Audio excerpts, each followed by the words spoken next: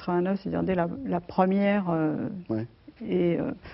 longue affaire du voile, sur le terrain, effectivement, de la laïcité, qui pouvait enfin être défendue en constituant un consensus, ce qui a été le cas d'ailleurs, parce que de fait, la laïcité est devenue non seulement un étendard, mais est devenue une cause que plus personne ne peut contester. C'est-à-dire que plus personne ne peut dire « non mais attendez, la laïcité, qu'est-ce que c'est ?»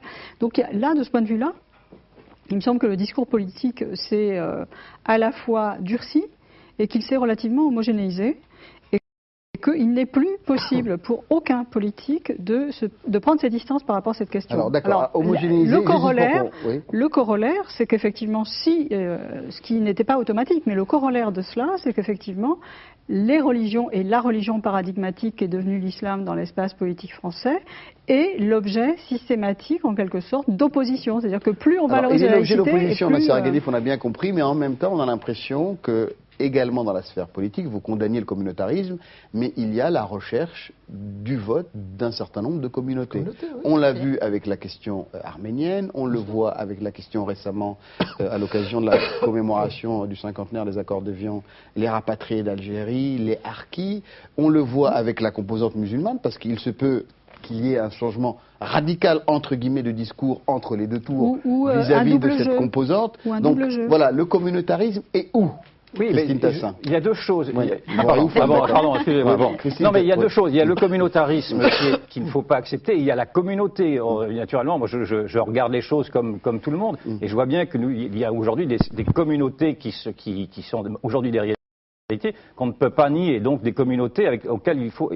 qui sont instrumentalisées politiquement également. Auxquelles il faut s'adresser. Non mais c'est normal, il est normal de s'y adresser, ces communautés-là. Simplement, il ne faut pas en même temps s'y adresser en perdant ses valeurs. Alors, moi je fais le procès à la gauche d'avoir renié ses propres valeurs, que sont les valeurs de la laïcité, de la démocratie, du respect de l'égalité entre l'homme et la femme. Mais le fait de s'adresser à ces composantes, ça veut dire quoi? Du respect de la liberté d'expression, parce qu'elle a voulu justement flatter un électorat communautariste, cette fois, non pas simplement la communauté musulmane, qui est tout à fait respectable, comme d'autres communautés. Et qui n'est pas une communauté homogène. Vous avez des musulmans de gauche, de droite, en l'occurrence, si, parce et même du Front National. Écoutez, on n'a pas le temps, mais je ne vais pas vous faire rappeler ce rapport de Terra Nova qui demandait à ce qu'on flatte la citoyenneté musulmane, ce serait trop long à expliquer. Mais donc, elle a été beaucoup trop loin dans la flatterie de ce communautarisme-là, au point d'oublier ses propres valeurs. Et si Marine Le Pen aujourd'hui reprend l'étendard justement de la laïcité, c'est bien parce que la laïcité a été abandonnée. Elle a été abandonnée notamment par la gauche qui a été... Alors vous n'avez pas du tout répondu à ma question concernant les différentes composantes qui sont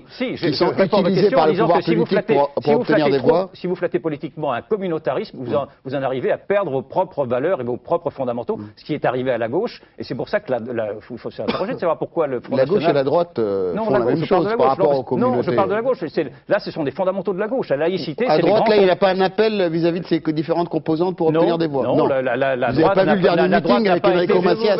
droite n'a pas été jusqu'à ce think tank du Terra Nova de dire qu'il fallait flatter simplement la citoyenneté musulmane. Vous n'avez pas entendu ces mots-là de la droite. Je ne dis pas que la droite ne cherche pas le vote musulman, mais je dis qu'il ne faut pas perdre ses propres valeurs pour essayer de faire venir à soi un communautarisme et non pas une communauté. Christine Tassin, peut-être répondrez-vous à cette question concernant les composantes et l'appel de la sphère politique à leur voix en fonction de leurs origines souvent.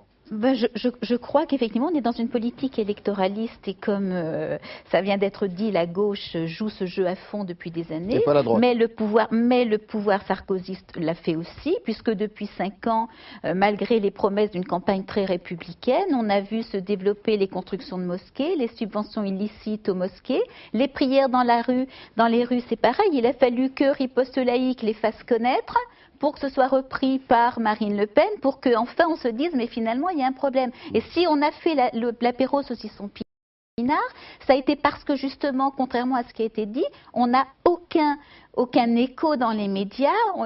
Ce qui intéresse les Français n'est pas relayé. Et il fallait faire quelque chose qui soit symbolique, comme l'apéro saucisson pinard, pour que justement on puisse entendre parler de ce scandale d'occupation de prières dans la rue. Que les musulmans aient besoin de salles de prière, il n'y a aucun souci.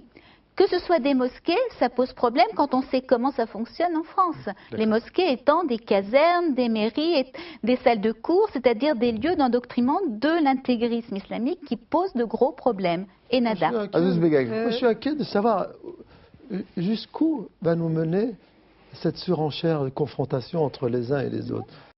Cette focalisation sur cette identité française que l'on doit préserver coûte que coûte.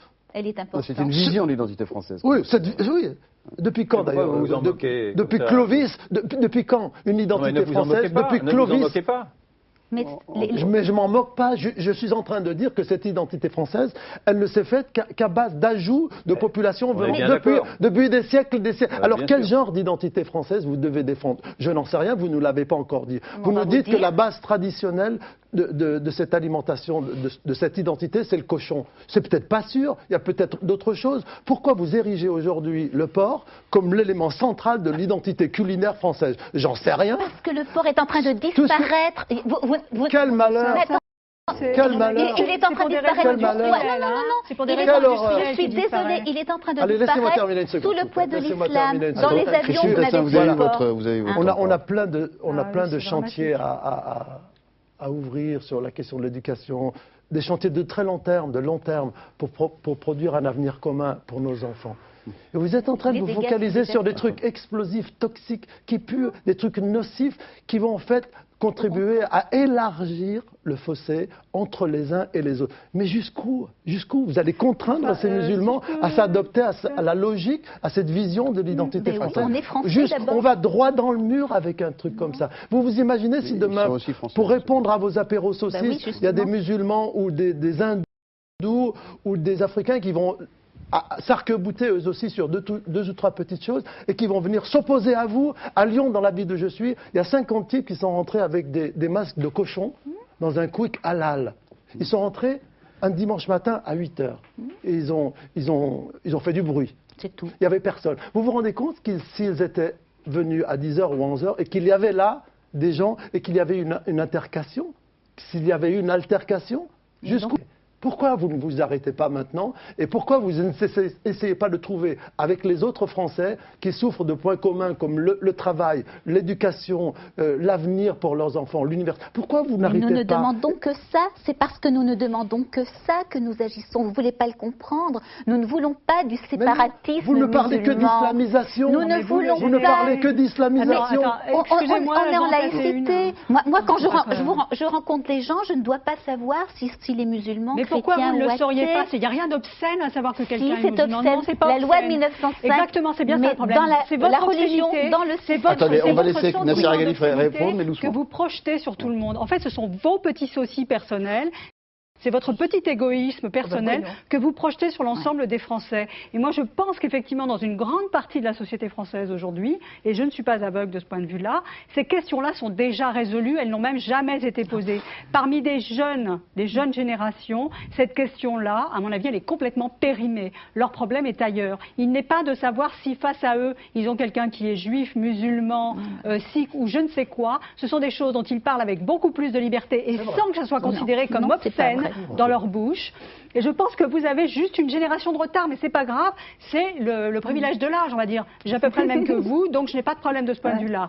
Mais ce sur quoi je veux insister, c'est que le test projectif dans lequel nous nous trouvons depuis des décennies en France, qui consiste à prendre ses obsessions pour celles du plus grand nombre, est un test qui est en train de nous envoyer dans le mur. Alors, dernier mot, Yvan Rioufol, on arrive à la fin de l'émission. Oui, mais moi je diverge de vous, madame, parce que je pense effectivement qu'il faut prendre en considération cette France qui a changé. Elle a changé, que vous le vouliez ou non. Vous ne pouvez plus imposer à tous les Français de manger du porc s'ils ne veulent pas manger du porc. Et donc il y a des communautés qui ont leur propre histoire, leur propre culture, et qu'il faut respecter. Et en cela, c'est pour ça que je disais au préalable que ça ne me choquait pas qu'il y ait des musulmans qui mangent halal ou des juifs qui mangent kasher.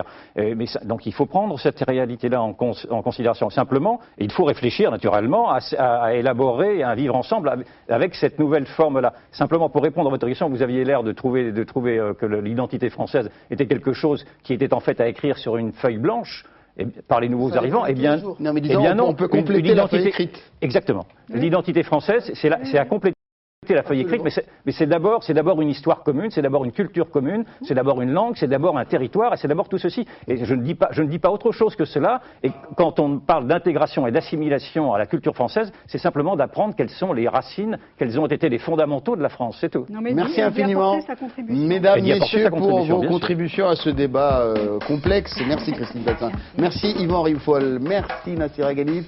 Et merci à Azouz Begag. Nous nous retrouvons dès la semaine prochaine pour un autre Toutes les France, au moins aussi animé. Au revoir.